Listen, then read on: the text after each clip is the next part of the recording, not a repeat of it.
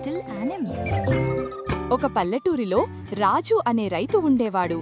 చిన్న పొలం, కొన్ని పశువులు, వాటితో పాటుగా కోడి, పావరం ఉండేవి.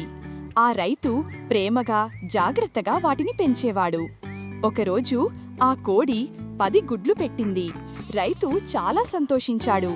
కాని ఆ కోడి తాను పెట్టిన గుడ్లను సరిగా చూసుకోకుండానే చనిపోయింది. రైతు లబోదిబోమని ఏడవడం మొదలుపెట్టాడు.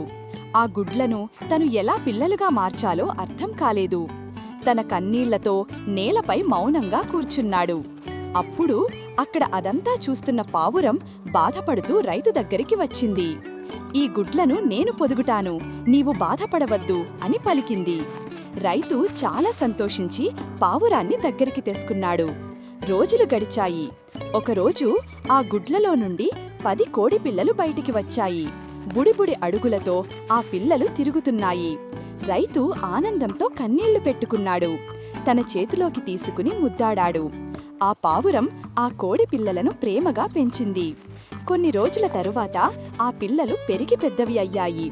అందరూ సంతోషంతో జీవనం సాగిస్తున్నారు.